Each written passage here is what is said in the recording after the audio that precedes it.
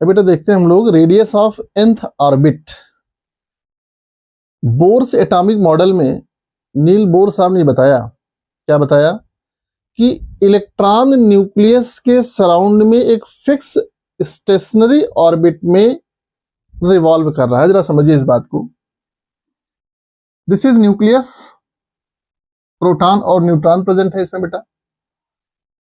Bore साहब ने बताया कि इलेक्ट्रॉन इस न्यूक्लियस के सराउंड में एक फिक्स स्टेशनरी ऑर्बिट, इस वर्ड को समझने की जरूरत है, एक स्टेशनरी ऑर्बिट में कंटिन्यूअसली रिवॉल्व करता है और इस ऑर्बिट में रिवॉल्व करता है विदाउट इवोल्यूशन और एब्जॉर्प्शन ऑफ रेडिएशन या एनर्जी। करें कि इसमें इस फिक्स ऑर्बिट, इस ऑर्बिट की एनर्जी फिक्स होती है। क्लियर? नेक्स्ट ऑर्बिट में आएंगे तो उसकी एनर्जी डिफरेंट होगी। तो एक पर्टिकुलर ऑर्बिट में जिसमें इलेक्ट्रॉन रिवॉल्व कर रहा है उसकी एनर्जी फिक्स है, उसकी रेडियस फिक्स होगी। जरा समझिए, क्योंकि ऑर्बिट की डेफिनेशन यही है कि न्यूक्लियस से एक डेफिनिट डिस्टेंस पर जो सर्कुलर पाथ है जिसमें इलेक्ट्रॉन रिवॉल्व करता है उसी को हम लोग ऑर्बिट कहते हैं या शेल कहते हैं। अब क्वेश्चन ये है कि साहब इलेक्ट्रॉन पर नेगेटिव चार्ज है, न्यूक्लियस पर पॉजिटिव चार्ज है, तो ये नेगेटिव और पॉजिटिव के बीच में अट्रैक्शन होना चाहिए और अट्रैक्ट होकर के इलेक्ट्रॉन न्यूक्लियस में गिर जाए और उसकी स्टेबिलिटी डिस्ट्रॉय हो जानी चाहिए, लेकिन ऐसा नहीं होता है। इसको बोर साहब ने कैसे बताया, क्या बताया उन्होंने कि चूंकि चार्ज पार्टिकल है कंटिन्यूअसली रिवॉल्व कर रहा है, तो चार्ज पार्टिकल बताया उन्होंने इलेक्ट्रॉन उसी ऑर्बिट में रिवॉल्व करेगा जिसके लिए एंगुलर मोमेंटम की वैल्यू कितनी होगी, एंगुलर मोमेंटम, इसके लिए angular momentum mvr that is equal to nh upon 2 pi, h upon 2 pi का इंटीग्रल मल्टीपल होगा। उसी ऑर्बिटल में इलेक्ट्रॉन रिवॉल्व करेगा, उसी ऑर्बिट में रिवॉल्व करेगा जिसके लिए एंगुलर मोमेंटम mvr की वैल्यू जो होगी वो nh अपॉन 2 पाई के इंटीग्रल होगी, यानी h अपॉन 2 पाई के इंटीग्रल नंबर में होगी। n यहां पर नंबर ऑफ ऑर्बिट है, सेल है। अगर हम कहते हैं फर्स्ट ऑर्बिट की एंगुलर मोमेंटम वैल्यू कितनी होगी बेटा, n की इक्वल टू 1 कर दीजिए। फॉर फर्स्ट ऑर्बिट अगर n इक्वल टू 1 है उसका एंगुलर मोमेंटम हो जाएगा h अपॉन 2 पाई, और n इक्वल टू 2 है उसका एंगुलर मोमेंटम हो जाएगा h upon pi. n equal to 3 होगा, एंगुलर मोमेंटम हो जाएगा बेटा उसका h अपॉन 2 पाई। तो डिफरेंट ऑर्बिट्स का एंगुलर मोमेंटम डिफरेंट होगा। इलेक्ट्रॉन उसी ऑर्बिट में रिवॉल्व करेगा जिसमें angular momentum value h upon 2 pi का इंटीग्रल मल्टीपल होगा। ये बोर साहब ने अपने एजम्पशंस में, पोस्टुलेट्स में बताया। अब देखने की बात यह है, इलेक्ट्रॉन उस ऑर्बिट में जब रिवॉल्व करता है इस पर दो तरह का फोर्स लगता है बेटा, दो तरह का फोर्स लगेगा।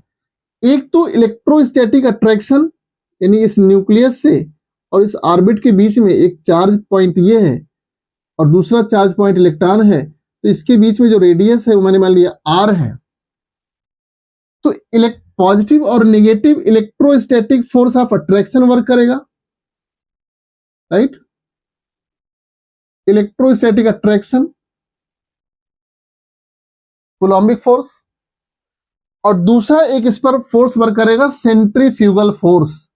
सेंट्रीफ्यूगल फोर्स क्या हो रहा है बेटा, जब कोई भी चार्ज पार्टिकल रिवॉल्व करता है that force which have tendency to move away from the substance. जैसे आप एक रस्सी लीजिए और उसको पकड़ लीजिए, उसमें एक कोई स्टोन मान लीजिए, और उसको जब आप अपने पॉइंट से एक जगह फिक्स कर दें और घुमाएंगे तो आपको ऐसा लगेगा कि ये स्टोन दूर जाना चाहता है। तो उसमें दो तरह का फोर्स लग रहा है, एक तो सेंटर ने अपनी तरफ अट्रैक्ट कर रखा है और दूसरा वो पार्टिकल भी फोर्स लगा रहा है अवे फ्रॉम द न्यूक्लियस। दो तरह का फोर्स लग रहा है बेटा, एक फोर्स लग रहा है इलेक्ट्रोस्टैटिक फोर्स ऑफ अट्रैक्शन और दूसरा लग रहा है इसमें centrifugal force. Centrifugal force, electrostatic attraction बेटा इसको अट्रैक्ट कर रहा है और सेंट्रीफ्यूगल फोर्स इसको क्या करता है, बाहर जाने की टेंडेंसी होती है, जिसकी वजह से ये, अब जब इलेक्ट्रोस्टैटिक अट्रैक्शन और सेंट्रीफ्यूगल फोर्स दोनों इक्वल हो जाएंगे तो उस कंडीशन में इलेक्ट्रॉन उसी ऑर्बिट में रिवॉल्व करता रहता है, राइट? अब हम बात करते हैं सेंट्रीफ्यूगल फोर्स होगा क्या बेटा, जरा ध्यान दीजिए। वो होता है centrifugal force mv square by R, mass m है, v वेलोसिटी से मूव कर रहा है और रेडियस इसकी r है, mv स्क्वायर अपान r हो जाएगा। और कूलम्बिक फोर्स, ये तो सेंट्रीफ्यूगल फोर्स हो गया बेटा, mv square by R, r radius है, m मास ऑफ इलेक्ट्रॉन है और v वेलोसिटी से मूव कर रहा है। और इस पर जो इलेक्ट्रोस्टैटिक कूलम्बिक फोर्स लग रहा है, that force is equal to, आप कह देंगे क्या होता है बेटा, k q1 q2 upon r square. अब जरा इसको हम बात करते हैं, यहां पर ध्यान दीजिए, यानी इलेक्ट्रॉन उसी ऑर्बिट में मूव करेगा तो उस समय कूलम्बिक फोर्स यानी electrostatic attraction that is equal to centrifugal force.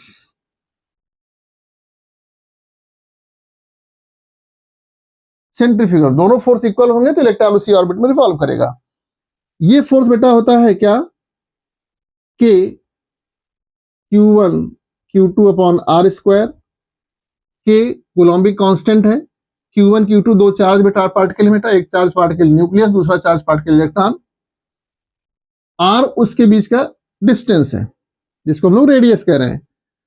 और centrifugal force mv square by R, दोनों फोर्स जब इक्वल हो जाएंगे तो उस समय इलेक्ट्रॉन उस ऑर्बिट में कंटिन्यूअसली रिवॉल्व कर रहा है। अट्रैक्शन फोर्स और रिपल्सन यानी दूर जाने का फोर्स, सेंट्रीफ्यूगल फोर्स दोनों इक्वल है तो कंटिन्यूअसली रिवॉल्व करता रहेगा बेटा। अब अगर हम इसकी बात करेंगे तो ये फार्मूला होता है कि ये जो Q होगा बेटा वो हो जाएगा Z E, यानी इसका एटॉमिक जो प्रोटॉन नंबर ऑफ प्रोटॉन्स होंगे उतने चार्ज होंगे, उतना चार्ज हो जाएगा, और इलेक्ट्रॉन चार्ज हो जाएगा E दूसरा force by R square mv square by R. अब जरा समझिए, हमने इसको लिख देना है कि ZE square by R mv square by R. इसको कट कर देंगे आप तो क्या फार्मूला मिलेगा बेटा, जरा ध्यान दीजिए।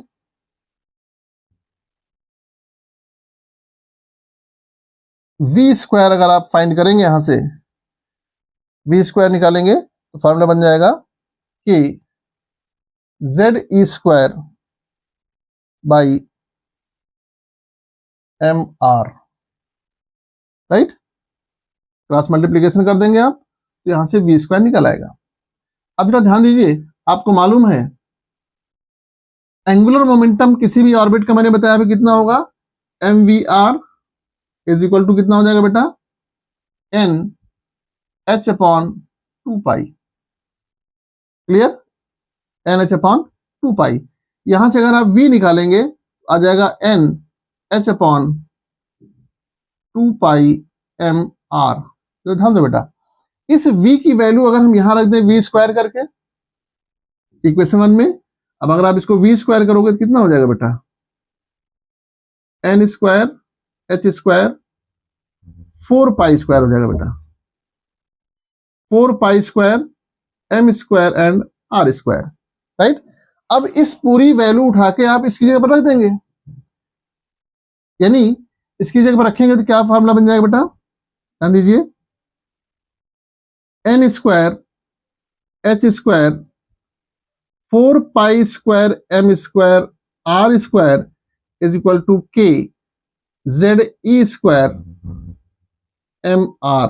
अब अगर आप ध्यान दें ये बेटा r है, m स्क्वायर r स्क्वायर। अब अगर इससे r और m से आप इसको कट करेंगे तो कट जाएगा। फार्मूला क्या मिला है हमको, यहाँ पे रेडियस r निकालना बेटा। इस r को अगर आप सॉल्व करके निकालोगे तो r आ जाएगा, r is equal to n square h square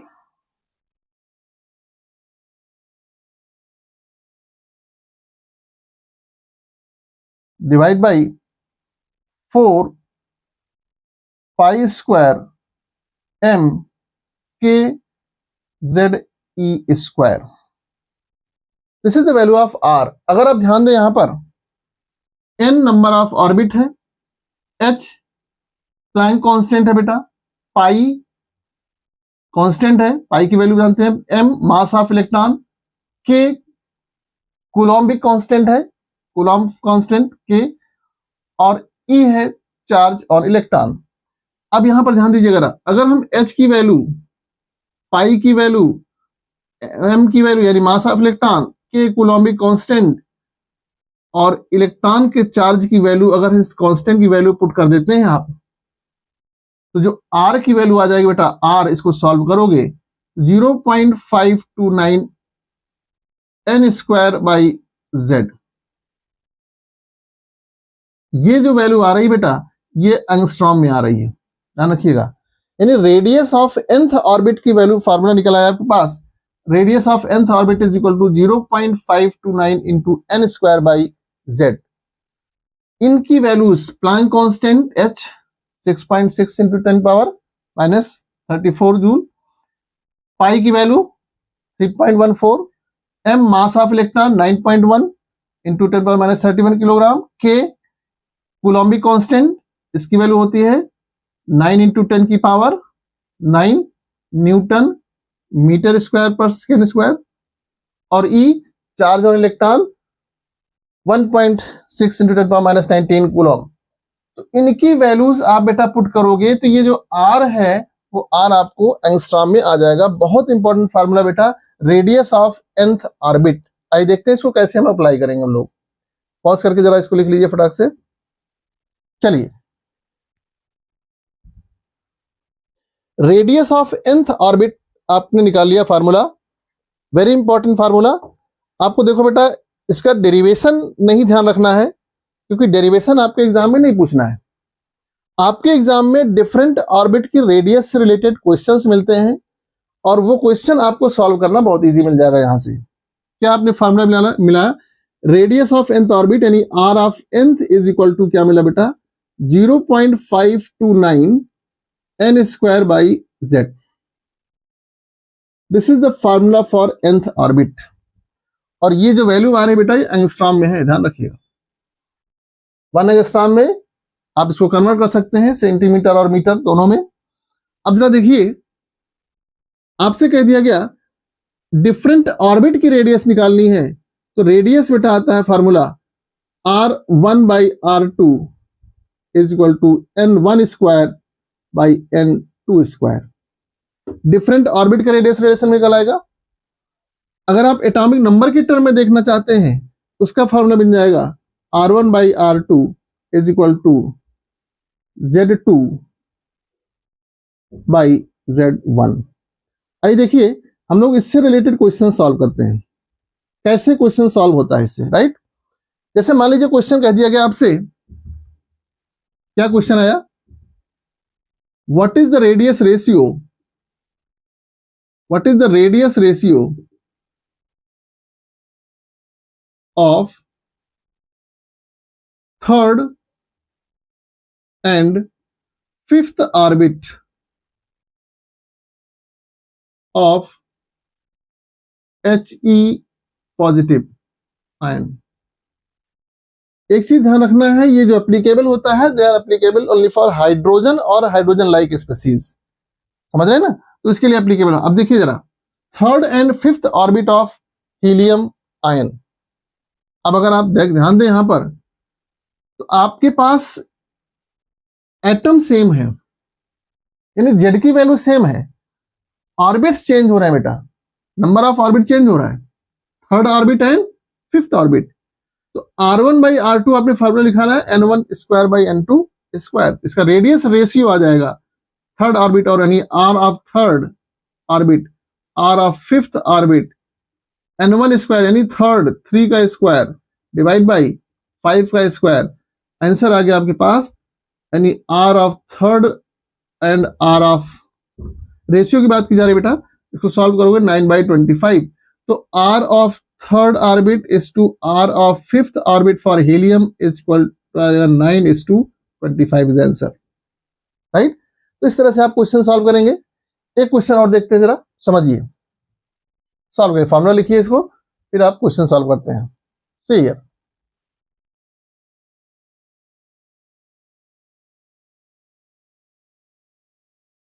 आइए देखते हैं। क्वेश्चन कह दिया गया what is the radius of third orbit of hydrogen atom. Hydrogen atom. अब आपके पास यहां पर देखिए फार्मूला है, आर ऑफ थर्ड ऑर्बिट निकालना है आपको 0.529, इसको 0.53 भी लिख सकते हो बेटा। अब उसने एन की वैल्यू क्या बताई भाई, थर्ड ऑर्बिट बोला है, नहीं थर्ड, एन की वैल्यू हो गई 3, तो 3 का स्क्वायर आप करेंगे। जेड, जेड की वैल्यू कितनी है बेटा, हाइड्रोजन का एटॉमिक नंबर कितना होता है 1, आप लिख दीजिए 1, यानी इसको आप सॉल्व कर लेंगे 529 इंटू 3 का स्क्वायर यानी 9, ये आपका आंसर आ जाएगा बेटा एंगस्ट्रॉम में। सॉल्व कर लीजिएगा, एंगस्ट्रॉम में आंसर आ गया। और एंगस्ट्रॉम को आप सेंटीमीटर में कन्वर्ट कर सकते हैं, मीटर में कन्वर्ट कर सकते हो, कन्वर्जन आपको पता है, राइट। तो इस तरह से आप किसी भी ऑर्बिट की रेडियस, चाहे वो एटॉमिक नंबर के टर्म में हो, चाहे वो आपके पास रेडियस के टर्म में हो, क्वेश्चन पूछा जाता है। एक क्वेश्चन और देखते हैं जरा, देखिए, आइए रफ करते हैं इसको।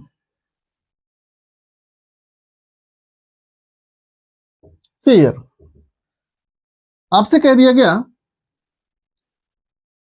If radius of first excited state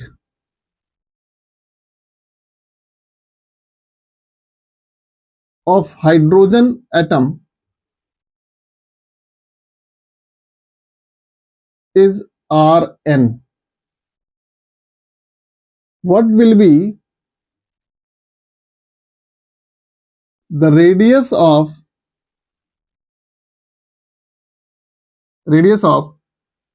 second excited state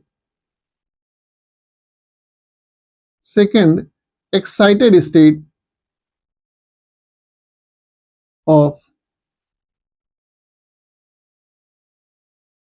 hydrogen atom,